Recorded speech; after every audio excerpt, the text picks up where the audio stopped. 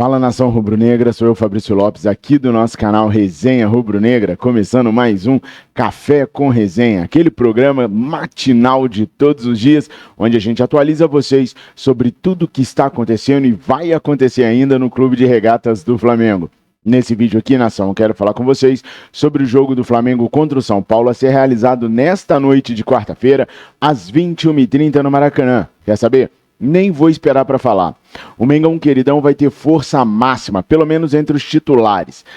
Everton Cebolinha, Pedro e Guilherme Varela treinaram sem nenhuma limitação ontem e, portanto, estão liberados para serem escalados pelo técnico Tite.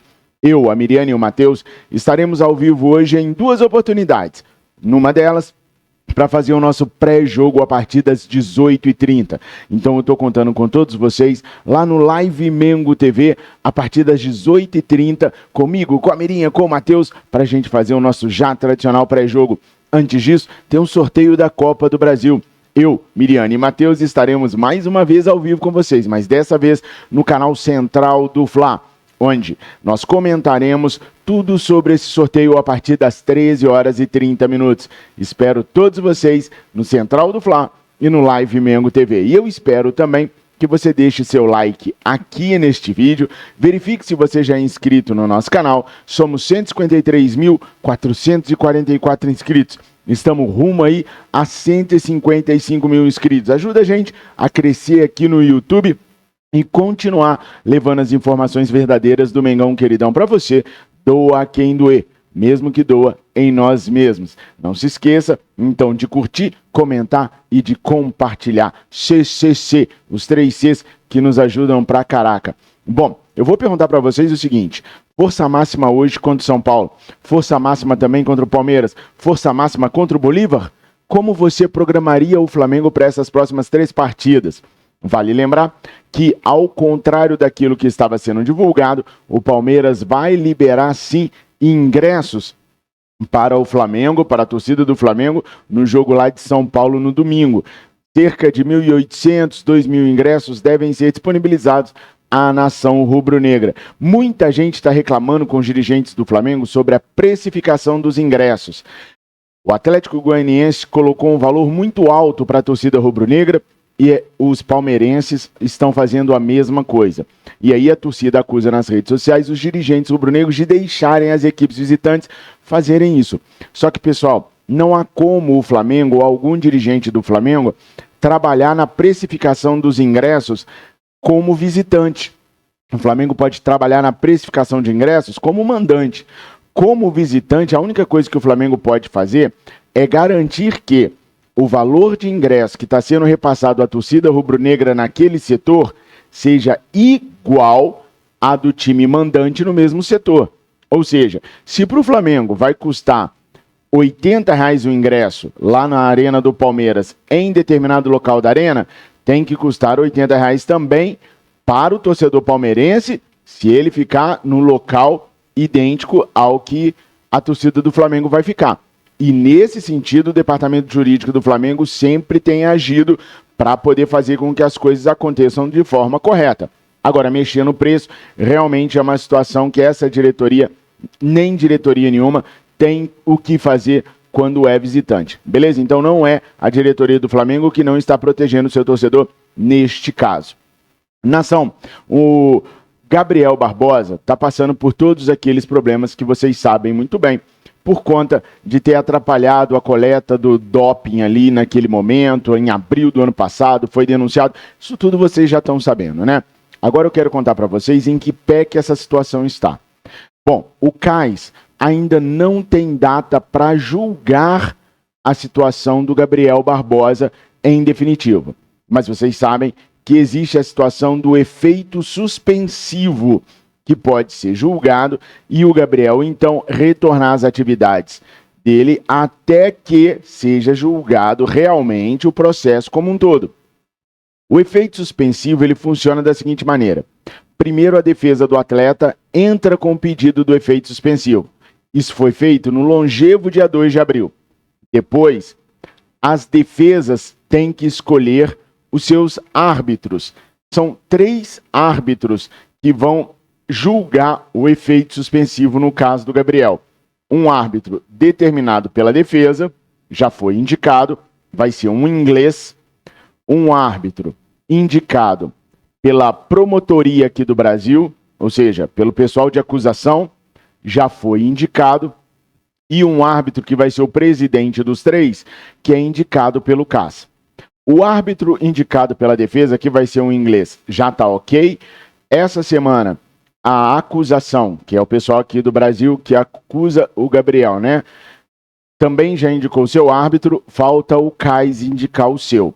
Esses três árbitros vão ver o processo e vão definir se o efeito suspensivo cabe ou não cabe no caso do Gabriel. Então, essa situação já foi feita. Uma situação também que estava atrasando tudo lá no CAS, para ser julgado esse efeito suspensivo, é a questão dos pagamentos. A acusação e a defesa devem arcar com os valores da tramitação do processo lá no CAS. A acusação não estava botando dinheiro em nada, tá? Não tinha pago nada até então. Então, o que a defesa fez? A defesa resolveu pagar a parte também da acusação para o processo não se atrasar mais. Beleza. O CAS ainda não indicou seu árbitro.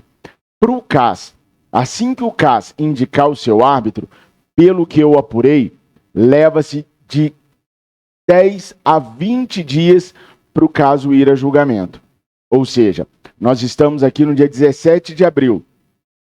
Se o CAS indicar hoje o seu árbitro, mais 10 dias seria lá para o dia 27 de abril. Ou seja, o efeito suspensivo do Gabriel só seria marcado para o final de abril, começo de maio. Ainda assim, é bom, porque o julgamento do processo não tem data agendada até o fim de maio. Até o dia 30 de maio não tem data para julgar o caso do Gabriel, ou seja, ele vai ser julgado apenas em junho, se ele der sorte. Aí o que pode acontecer, pessoal? Pode ser que ele seja julgado agora no princípio de maio e consiga o efeito suspensivo. Aí no princípio de junho o processo dele pode ser julgado e aí ele ser condenado. Ou seja, ele jogaria só o mês de maio pelo Flamengo. Como também pode acontecer do efeito suspensivo não sair, como pode acontecer de sair o efeito suspensivo e ele ser absolvido lá no mês de junho.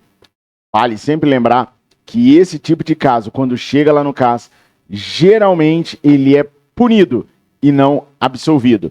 Vamos esperar então para ver o que vai acontecer com o Gabriel Barbosa nos próximos dias e nas próximas semanas, tá, pessoal?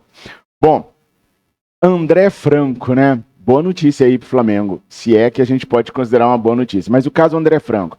André Franco é um meia português de 26 anos, joga de meia, joga de volante, ele é canhoto, ele atua basicamente pelo lado direito do campo, é o lado que ele mais gosta de atuar. O Flamengo, no início do ano, na primeira janela de transferências, chegou a oferecer ao Porto 4 milhões de euros e o Porto descartou. Só que agora, o treinador do Porto afastou 4 jogadores por rendimento abaixo do esperado. Um desses jogadores é o André Franco. O André, então, agora está relegado ao time B do Porto. E essa pode ser a oportunidade ideal do Flamengo de tentar contratar o volante para vir no meio do ano. Mas se ele está afastado do Porto por insuficiência técnica, você, torcedor rubro-negro, acha que ele cabe no Flamengo só porque é português, só porque joga no Porto? Insuficiência técnica lá é prova de que ele pode jogar muito aqui. Uma coisa não está ligada com a outra? Coloca aqui nos comentários que eu quero muito saber a sua opinião com relação ao André Franco. Serve para o Mengão? Vale lembrar mais uma vez que seria uma contratação para janela do meio do ano. Não tem como ele jogar no período da Copa América, por exemplo. No período da Copa América, nós vamos ter que contar com Gerson, com o Matheus Gonçalves e com o Vitor Hugo, além do Lohan também, tá? E aí tem um detalhe, pessoal. O Matheus Gonçalves está insatisfeito com as decisões do técnico Tite, tem que estar mesmo, né? Afinal de contas, o moleque não joga mais e pediu para jogar hoje pelo Sub-20, uma vez que ele não vem sendo utilizado pelo treinador brasileiro, inclusive nem relacionado para o último jogo foi. O Tite autorizou, ele vai jogar pelo Sub-20 hoje, depois ele volta a jogar com os profissionais. Mas pelo que eu apurei, há chances dele começar a fazer jogo após jogo pelo Sub-20 e ir se ausentando dos jogos pelos profissionais. Não há dúvida nenhuma que nesse momento o Matheus Gonçalves prefere ser emprestado ou vendido pelo Flamengo do que permanecer na equipe rubro-negra. Eu pergunto para você, tá certo a decisão do Tite de não utilizar o Matheus Gonçalves? E outro detalhe, eu perguntei ontem, aqui mesmo, na comunidade do Resenha Rubro-Negra, quem você preferia como titular, Gerson ou Luiz Araújo para o jogo de hoje? Você já respondeu? Não? Então dá uma corrida lá e responde na nossa enquete, que eu vou trazer o resultado dessa enquete na nossa live à noite. Combinado? Então vota pra caraca, eu quero mais de 15 mil votos lá pra gente poder trazer à noite na nossa live, e vou trazer também os comentários de vocês na nossa live à noite lá sobre essa enquete. Valeu? Tamo juntos, nação. Essas foram as primeiras notícias do Mengão Queridão, que vai a campo com Rossi, Varela, Fabrício Bruno, Léo Pereira, Ayrton Lucas, Eric Pulgar, Nico de la Cruz e Arrascaeta, Luiz Araújo, Everton Cebolinha e Pedro. Mudaria alguém? Coloca aí nos comentários. Não esquece dos 3 Cs. Curtir, comentar e compartilhar. Tamo juntos. Eu amo vocês. Hoje tem jogo do Mengão. Hoje tem jogo do Mengão. Rumo à primeira colocação do Campeonato Brasileiro. Fiquem com Deus. Saudações rubro-negras. Guerreiro, o meu canto é pra você, Flamengo, Mengo, Mengo, Mengo.